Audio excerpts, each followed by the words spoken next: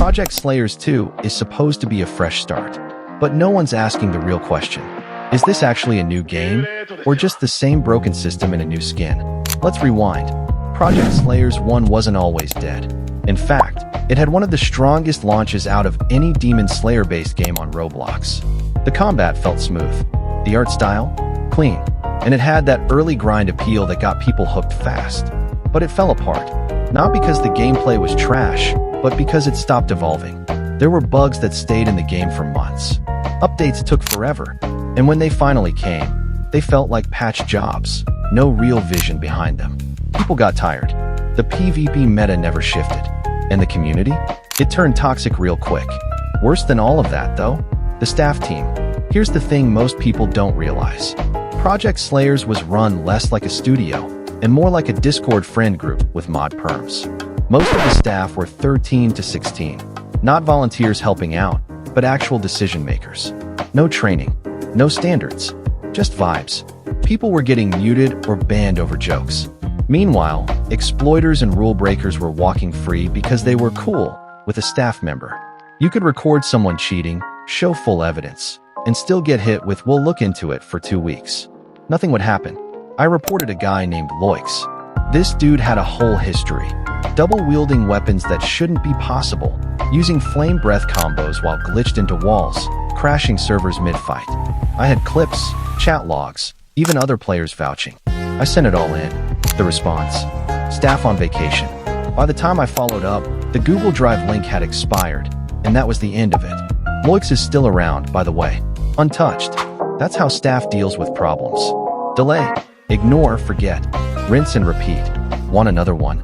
James, regular mod, also just casually joining PvP maps to wipe people mid-tournament because they were being annoying. He's helped his friends win matches by stunning opponents, manipulating spawns, and feeding game intel from behind the scenes. And if you speak up, they'll just say, "You're harassing staff," and hit you with a timeout. There's no accountability here, because staff aren't workers. They're players with God mode, protecting their circle. You ever wonder how some players magically never get banned, despite exploiting constantly? It's not luck, it's calculated. There are full clans, won't name names, but they're obvious, built around one goal: glazing staff. Join a staff-only server, laugh at their jokes, defend them in arguments, and boom, you're now cool enough to get away with anything. If you're not in that loop, you're disposable. Punishments are instant. You don't even get a warning. Now here's where it loops back.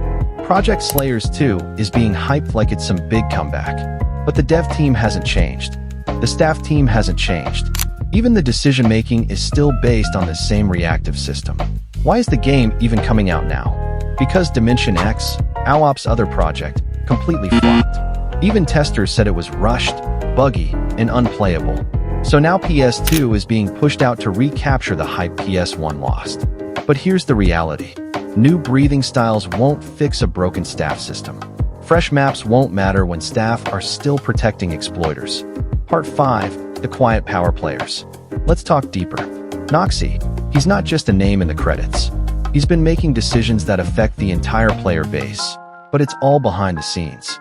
He unbans certain people, deals with scripters directly. He controls how much staff are told, what gets handled, and what gets ignored. This isn't theory, it's what ex-staff have leaked. They don't just run a game, they run a system. One that protects its own and brushes off everything else. You can hype PS2 all you want.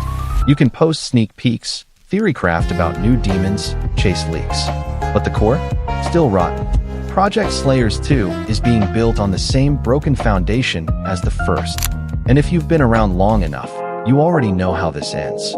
Another broken update. Another ignored bug.